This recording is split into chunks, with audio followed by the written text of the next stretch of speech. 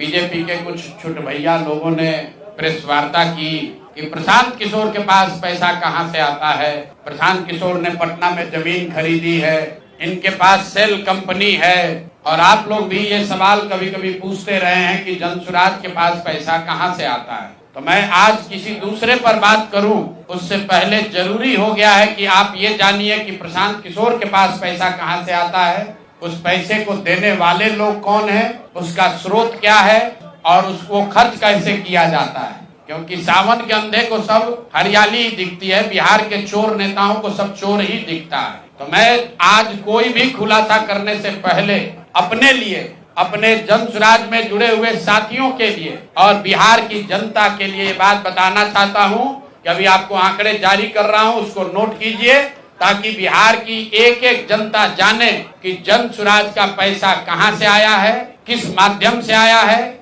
और वो कहां खर्च हो रहा है। मैं ऐसा इसलिए कह रहा हूं कि कोई कल उंगली न उठाए कि प्रशांत किशोर भी दूसरे पर इल्जाम लगा रहे हैं, दूसरे लोग भी प्रशांत किशोर पर इल्जाम लगा रहे हैं। तो हमारी ये नैतिक जिम्मेवारी है कि मैं आपको स्पष्टता से वो फिगर बताऊं। अभी तक मैं आप में से कई लोगों को याद है, मैं ये कहता हूं कि पैसा सरस्वती से आता है, उन लोगों के माध्यम से आता है जिनको हमने मदद की, वो लोग पैसा देते हैं। क्योंकि बिहार में नई व्यवस्था बनाने के लिए किसी बालू माफिया, शराब माफिया, भ्रष्ट लोगों की मदद न लेनी पड़े, गरीब से गरीब व्यक्ति को भी अगर बिहार सुधारने के लिए जज्बा है, ताकत है, उसको चुनाव लड़ाया जा सके, इसके लिए जनसुराज के पास साधन होना चाहिए। उसके लिए हम लोगों ने लोगों से पैसा मांगना शुरू किया है, लेकिन हमने ये तय किया जब ये अभियान शुरू किया कि बिहार के लोग पैसा दें या न दें, मैं अपने जीवन का जो कुछ भी है सब कुछ लगाऊंगा बिहार की इस व्यवस्था को सुधारने के लिए। और ये सिर्फ शब्द नहीं है जो मैं कर रहा हूं, ये आप देख रहे हैं। मैंने सिर्फ इसलिए नहीं आंकड़े अभी तक जारी किए थे कि सनातन धर्म में, हम लोग के धर्म में कहा जाता है कि दान करने वाले पैसे की चर्चा नहीं करनी चाहिए। लेकिन यहाँ के छुटभैये नेता, इन्होंने जब बात उठाई है तो मैं आंकड़ा जारी कर रहा हूँ, आप लोग नोट कर लीजिए। पिछले 3 वर्ष में प्रशांत किशोर को पैसा कहां से आया है।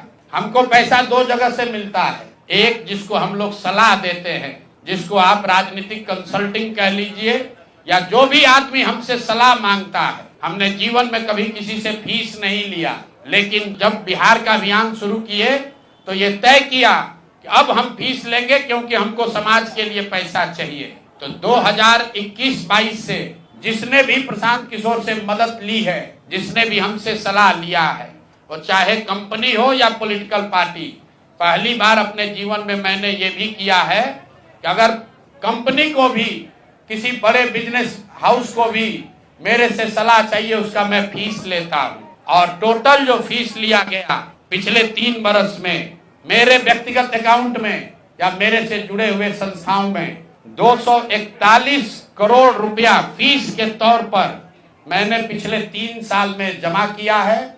इस पर 30 करोड़ 95 लाख 68,764 रुपया जीएसटी पे किया गया है। ध्यान रखिए कि जो पैसा हम लोग सलाह देते हैं, उस पर जो फीस मिलती है, उस पर 18% भारत सरकार को जीएसटी देते हैं। तो 241 करोड़ रुपया हमने फीस के तौर पर लिया 3 वर्ष में, और उस पर 30 करोड़ 95 लाख रुपया हमने जीएसटी भरा। उसके बाद 20 करोड़ रुपया इनकम टैक्स दिया है, 20 करोड़ रुपया टैक्स दिया है, इनकम टैक्स, और 98 करोड़ 75 लाख रुपया डोनेट किया है जनसुराज पार्टी को अपने व्यक्तिगत अकाउंट से। हमको कहता है पैसा कहां से लाते हैं, हम लोग चोर नहीं हैं। ये तय किया है कि जीवन में जो भी पैसा कमाएंगे इस 10 साल में, ये सब बिहार की व्यवस्था को सुधारने के लिए लगाएंगे।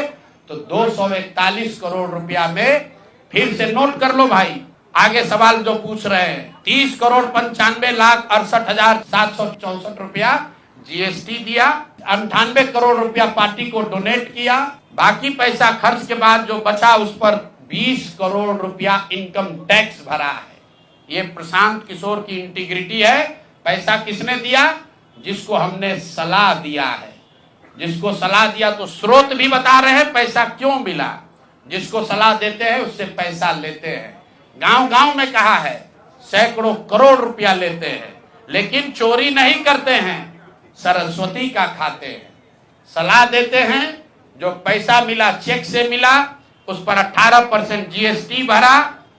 जो पैसा जन स्वराज की व्यवस्था को चलाने में खर्च हुआ, उस खर्च के बाद जो बच गया वो भी 98 करोड़ रुपया पार्टी को डोनेट कर दिया चेक से।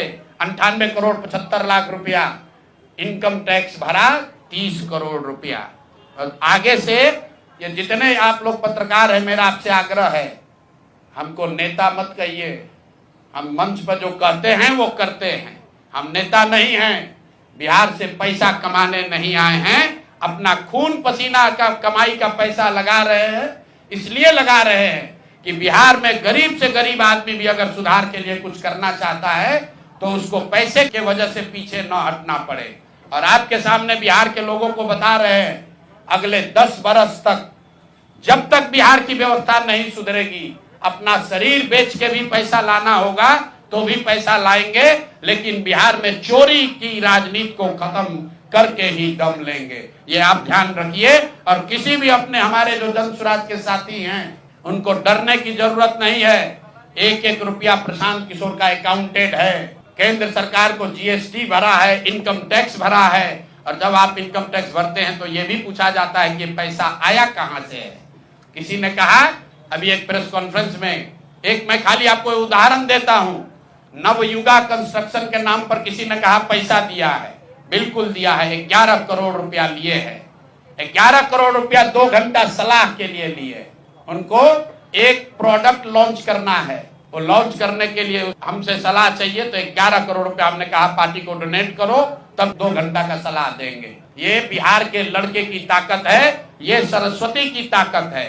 हम लोग चोरी नहीं करते, नवयुगा से घूस नहीं लेते हैं, अपना जहां मेहनत करते हैं उसका फीस लेते हैं, और जो भी पैसा मिलता है अपना खर्च काट के जो बच जाता है वो पार्टी में डोनेट करते हैं। और हमने अपने साथियों से भी कहा है कि बिहार में जाकर लोगों से पैसा मांगने से पहले आप अपना जितना डोनेट कर सकते हैं वो कीजिए। और मैं लोगों को कहूं, उससे पहले हमने अपने आप पर यह जिम्मेवारी ली है कि जो भी 10 साल में पैसा कमाएंगे, ये सारा पैसा बिहार को बनाने सुधारने के लिए डोनेट करेंगे। और ये 98 करोड़ रुपया इस साल में डोनेट किया है मैंने, हमारे अकाउंट से सीधे जन स्वराज को मैंने डोनेट किया है। जिसको देखना है देख लीजिए। और फिर से दावा कर रहे हैं, अगर इसमें कोई कमी गलती 1 पैसा का निकल जाए तो केंद्र सरकार जांच करा ले, ईडी सीबीआई इनकम टैक्स लगा ले, 1 पैसे का ऊपर नीचे होगा नहीं। मेरे लिए अपमान की बात है कि आप कहते हैं कि अशोक चौधरी भी चोरी किया है, प्रशांत किशोर भी चोरी किया है। इन लोगों के पंक्ति में खड़ा होने वाले लोग नहीं है। मरना पसंद है, लेकिन इन चोर नेताओं के साथ बराबरी पर खड़ा नहीं हो